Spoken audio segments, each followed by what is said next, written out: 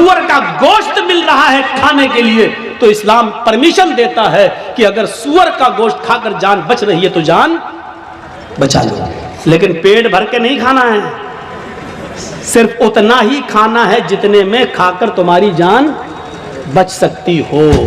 यह कंडीशन है, जान बचाना फर्ज है। लेकिन कहीं फर्ज होने के बावजूद इस्लाम कैटेगरी देखिए, मजबूरी है और जान जाने वाली है, कुफ्र से करने से तो जान बच रही है।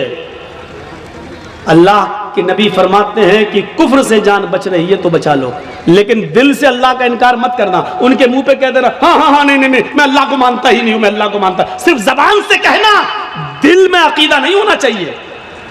और जब वो छोड़ दे तुम्हें तो घर पे आओ कि अल्लाह तू तो मेरे दिल का हाल जानता ही है, मैंने मजबूरी में कह दिया था, अरे अल्लाह मैं दिल से तुझे मानता हूं और तेरा इकरार करता हूं, अशहदु अल्ला इलाहा इल्लल्लाह व अशहदु अन्ना मुहम्मदन अब्दुहु व रसूलुहु। आपका इस्लाम कोई फर्क नहीं पड़ेगा, क्योंकि आपने जान बचाने के लिए अल्लाह का इनकार किया। अल्लाह का इनकार करने से जान बच रही है तो बचा लो, लेकिन यहां कंडीशन क्या है, ला तुशरिक बिल्लाही शैअन इन कुतिलता हुर्रिकता। यहां इस्लाम, अल्लाह के नबी क्या कह रहे हैं, अगर तुझे कत्ल भी कर दिया जाए और तुझे जला दिया जाए, आग में डाल दिया जाए, ये काम करा लेना, लेकिन शिर्क मत करना अल्लाह के साथ, अल्लाह के साथ शिर्क मत करना। मौलाना जर्जीस मर गए, जर्जीस की कब्र बन गई, जर्जीस का मजार बन गया, बेटा बेटी अल्लाह से मांगो, आय अल्लाह 10 सालें हो गई, बेटा नहीं हुआ, बेटी नहीं हुई, अल्लाह मुझे नेक बेटा दे, मुझे नेक बेटी दे। ठीक है, अब आप जर्जीस के पास कब्र पे चले जाओ, मजार पे, और कहो बहुत अच्छे आदमी थे, आय अल्लाह तू डायरेक्ट मेरी नहीं सुनता है, इनके वसीले से हम दुआ कर रहे हैं, जर्जीस साहब तुम मेरी दुआ लेके अल्लाह के पास चले जाओ, जर्जीस साहब मुझे अल्लाह से बेटा बेटी दिलवा दो। यही शिर्क है। मैंने कह दिया जो कहना था, समझदारों के लिए इशारा काफी है, कोई जरूरी है किसी का नाम लिया जाए? जब बगैर नाम लिए बात बन रही हो तो नाम नहीं लेना चाहिए। मेरे भाइयों, मैंने अपना नाम ले लिया और क्लियर कर दिया, यह शिर्क है कि अल्लाह को छोड़कर किसी और को पुकारा जाए। ये मीडिया के लोग जो उछालते हैं और भागते फिरते हैं और कहते हैं कि इस्लाम ने जुल्म किया है, जुल्म किया है, जुल्म, ये जुल्म नहीं है। मुझे बताओ कि बाप की भी विरासत में से, बेटे की भी विरासत में से, भाई की भी विरासत में से और शौहर की भी विरासत में से ऐसा कौन सा मजहब है और ऐसा कौन सा संप्रदाय है जो अपने बहन बेटी बीवी को हक देता हो? मेरे भाइयों, ये इस्लाम है जिसने औरत को इतनी इज्जतों से नवाजा है। अगर माँ है तो कह दिया कि तेरे कदमों के नीचे तेरी औलाद के लिए जन्नत है, अगर बीवी है तो कह दिया जो तुम खाओ वो अपनी बीवी को खिलाओ, जो तुम पहनो वो अपनी बीवी को पहनाओ। खबरदार, अपनी बीवी के गाल पर कभी थप्पड़ मत मारना। एक औरत को कैसी इज्जत दी जा रही है, अगर वो किसी की बीवी है तो कहा जा रहा है खबरदार उसके गाल पर कभी थप्पड़ मत मारना। गाल पर थप्पड़ मारने का मतलब ये नहीं है कि गाल पर न मारो, पीठ पे खूब ठोको। तो मौलाना साहब तो कह रहे हैं गाल पे मत मारो, इसका मतलब गाल के अलावा जहां चाहो वहां मार सकते हो।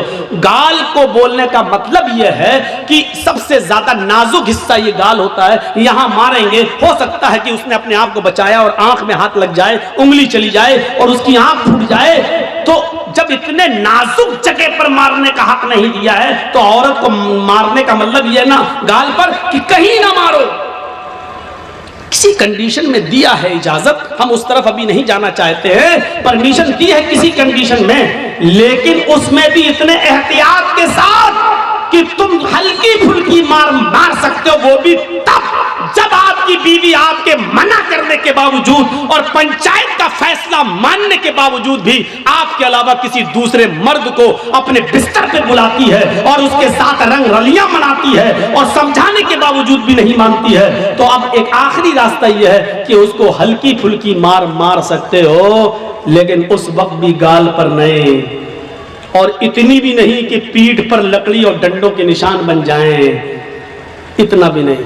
और जब आपकी इस मार से भी वो रास्ते पे ना आए, तब आप तलाक के बारे में सोचें। और उसमें भी मोहलत दी कि डायरेक्ट 3 तलाक़ें मत दो, तलाक तलाक तलाक, डायरेक्ट उसको बंदूक की 3 गोली उसके ऊपर मत धमक दो कि बेचारी की जान ही चली जाए। उस कंडीशन में भी बताया कि उसको 1 तलाक दो जब वो हालत तोहर में हो, पाकी की हालत में हो, और फिर सोचने और समझने का मौका दो। और फिर जब वो दूसरा महीना आए और फिर वो दूसरे महीने तक नहीं मानती है, फिर भी हरकतें कर रही है, और दूसरे महीने में जब वो हालत तोहर में हैज से पाक हो जाए, तब आप उसको दूसरी तलाक दे सकते हो। ताकि ये बहुत लंबा एक अरसा हो, यानी इतना मौका दिया है कि एक कमजोर दिल की औरत डर जाएगी नहीं। इतना अब तो आखिरी रह गई है, तीसरे महीने में जहां तीसरी तलाक दी, हम हमेशा के लिए हराम हो जाएंगे, मेरे बच्चों का क्या होगा, ये सोचने और समझने का पूरा मौका दिया है। इससे पहले अगर वो मान जाती है तो आप भी मान जाओ और उसको अपनी बीवी की शक्ल में कबूल कर लो, स्वीकार कर लो। मेरे भाइयों, बहुत संजीदा मजहब है इस्लाम। इस्लाम के अंदर पूरे के पूरे दाखिल होने का मतलब ही यह है कि उसने जिन कामों के करने का हुक्म दिया उन कामों को करो, और जिन कामों से रोकने का हुक्म दिया उनसे रुक जाओ। यही है इस्लाम। हजरत मुआज इब्न जबल फरमाते हैं कि अल्लाह के नबी सल्लल्लाहु अलैहि वसल्लम ने मुझे 10 बातों की नसीहत फरमाई, मुझे 10 बातों की वसीयत फरमाई। मुस्नद अहमद के अल्फाज हैं। इस हदीस को इमाम अहमद ने अपनी मुस्नद के अंदर नकल किया है और अल्लामा अलबानी रहमतुल्लाह अलैह ने इसको हसन करार दिया है। फरमाया, अल्लाह के नबी सल्लल्लाहु अलैहि वसल्लम फरमाते हैं, हजरत मुआज इब्न जबल फरमाते हैं कि औसानी रसूलुल्लाह सल्लल्लाहु अलैहि वसल्लम बिअशरी कलिमात, कि अल्लाह के नबी सल्लल्लाहु अलैहि वसल्लम ने मुझे 10 कलिमात की, 10 बातों की वसीयत फरमाई। ऐ मुआज, ये 10 काम तुम कर लो, ये 10 काम तुम्हें हर हाल में करना है। मेरे भाइयों, मैं तशरीह करता हुआ चलूंगा, लेकिन शायद मैं 10 तक न पहुंच पाऊं, इसलिए कोशिश करूंगा कि कम से कम 5 चीजें तो आपको बता ही दूं। अल्लाह के नबी सल्लल्लाहु अलैहि वसल्लम ने 10 चीजों की वसीयत फरमाई और 10 चीजों में पहला नाम ये लिया, ऐ मुआज, ला तुशरिक बिल्लाहि शैअन इन कुतिलता हुर्रिकता। ऐ मुआज, तुम कभी किसी भी हाल में अल्लाह के साथ शिर्क मत करना, अल्लाह के साथ किसी को शरीक मत ठहराना, अल्लाह के साथ कभी किसी भी हाल में किसी को शरीक मत करना। इन कुतिलता औ हुर्रिकता, अगरचे तुम्हें कत्ल कर दिया जाए या तुम्हें आग में जला दिया जाए। अरे भाई, 1 घंटा हो गया बोलते हुए, अब तो बैठ जाओ सही से। लगता है स्प्रिंग लगा हुआ है आपके। कुतिलता, अगरचे कत्ल कर दिया जाए। शिर्क बड़ी अजीब चीज है। शिर्क अरबी में शिर्क है, और इसी को अगर हिंदी में कहें तो बहु ईश पूजा, बहुदेववादियत, बहुत सी देवी और देवताओं पे आस्था रखना। बहु ईश पूजा, एक ईश्वर को छोड़कर बहुत से खुदा बना लेना, इसी को शिर्क कहा जाता है।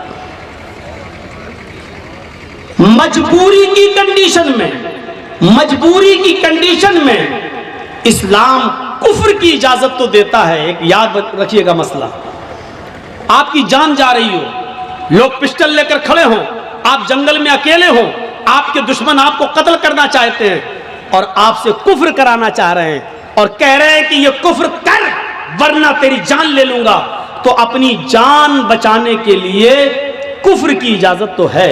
मतलब अगर वो ये कहें कि अल्लाह को मानते हो क्या, हाँ, अल्लाह का इनकार कर, बंदूक ले, कंपट्टी पर रख दें, अल्लाह का इनकार कर, आप जानते हैं ये लोग शूट कर देंगे, मार देंगे, बड़े जिद्दी लोग हैं, तो अल्लाह का इनकार करने से अगर जान बच रही है तो बचा लो। मैंने अपनी स्पीड थोड़ी कम कर दी समझाने के लिए।